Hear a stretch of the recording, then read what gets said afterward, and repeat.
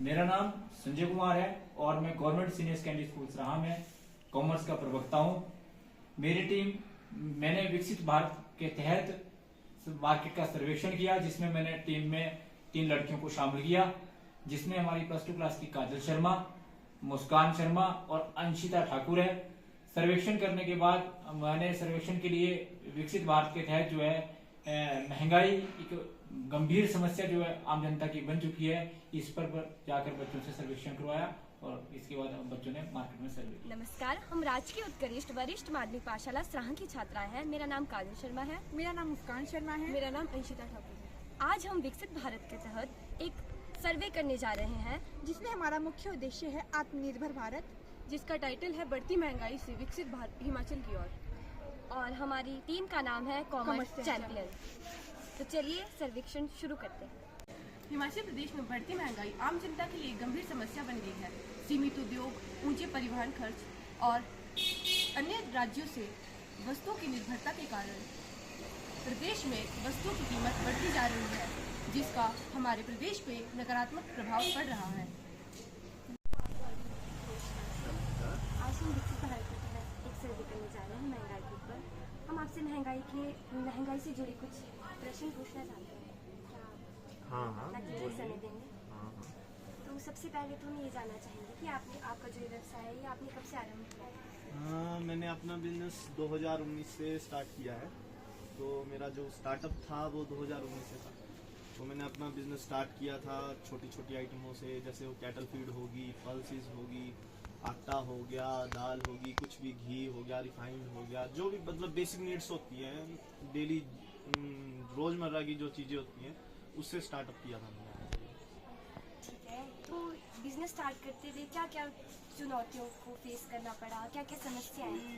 ज़्यादा चुनौतियों को तो फेस नहीं करना पड़ा, बट आज के टाइम पे बिजनेस करने में सबसे बड़ा चैलेंज ये रहता है कि कंपटीशन है, क्योंकि हर चीज़ बाहर से आती है, कोई चीज़ यहाँ पे अवेलेबल नहीं होती है, हमको जाना पड़ता है, ट्रांसपोर्ट चार्जेस हैं, सब कुछ है। महंगाई का आपका जो टॉपिक है महंगाई के बारे में, तो मैं ज़्यादा नहीं आपको महंगाई के बारे में ही बताता हूँ जो भी आपका है।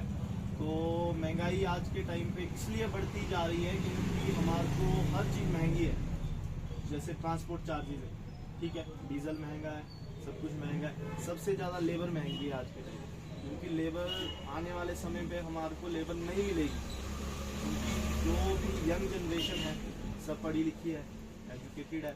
आप भी जैसे आपके कोई भी ब्रदर सिस्टर कोई भी होंगे, वो फैक्ट्री में काम करना मतलब ज़्यादा प्रेफर करते हैं, ये नहीं कि अपना बिजनेस स्टार्टअप करें। वो मतलब लेबर प्रॉब्लम सबसे ज़्यादा हमको फेस करनी पड़ रही है आज के टाइम पे। तो मैं जानना चाहूँगी कि जीएसटी का आपके व्यवसाय पर क्या प्रभाव पड़ रहा है? जीएसटी का काफ़ी एफर्ट्स मतलब इफेक्ट पड़ते हैं हमारे बिजनेस पे। जैसा कि मान के चलो कोई भी आइटम्स है, जैसे डिस्पोजल आइटम्स है, आज के टाइम पे डिस्पोजल सबसे ज़्यादा यूज होता है, ठीक है, तो उस पर सबसे ज़्यादा जीएसटी होता है। 12% जीएसटी है उस पर हमारे को जो पड़ता है, तो उसके कारण मतलब महंगाई बढ़ती जा रही है जीएसटी के कारण। अब जो है 0% में है कुछ आइटम, बट वो ऐसा है कि पहले से ही महंगी है। अब अगर किसान को गेहूं का रेट नहीं मिला तो महंगाई तो बढ़नी है, मतलब ऐसे तो किसान को भी इसका रेट मिल जाता है तो महंगाई बढ़ेगी।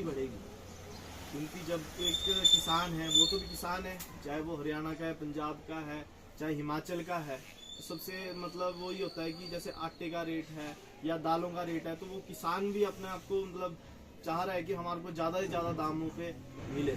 उस पर जीएसटी लगता है या काफ़ी चीज़ें लगती है, तो उस पर मतलब मेरा मानना ये है कि रेट इसलिए बढ़ जाता है, क्योंकि आज के टाइम पे मतलब खेती करना कोई आसान बात नहीं रह गई है, तो उसके कारण महंगाई बढ़ती जा रही है।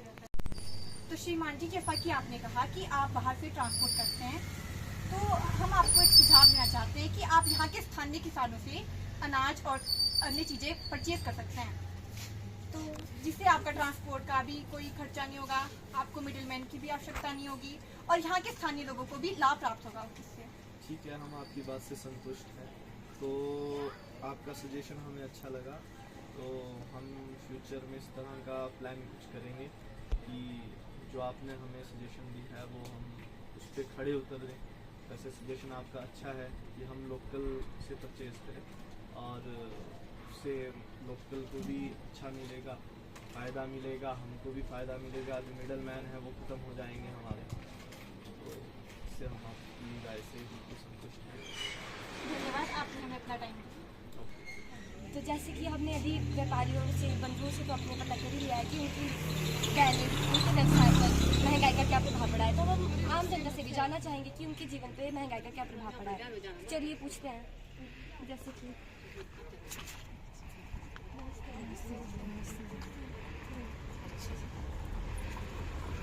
हम विकसित भारत के तहत महंगाई के ऊपर सर्वेक्षण कर रहे हैं, तो उसमें हम आपसे जानना चाहेंगे कि महंगाई का आपके जीवन पे या आपकी लाइफस्टाइल पे क्या प्रभाव पड़ रहा है।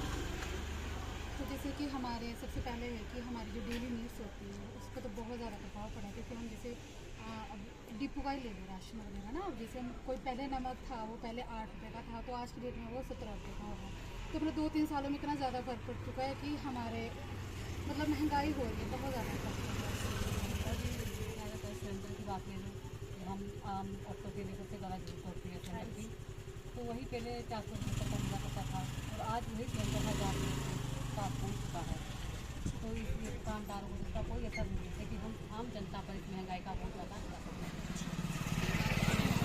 तो आज हमारी टीम ने सर्वेक्षण में पाया कि बढ़ती महंगाई के प्रभाव को कम करने का सबसे अच्छा उपाय राज्य को आत्मनिर्भर बनाना है एवं इसके लिए अपने स्थानीय उत्पादनों को बढ़ाना है एवं डिजिटल मार्केटिंग एवं अक्षय ऊर्जा को बढ़ाना है। धन्यवाद।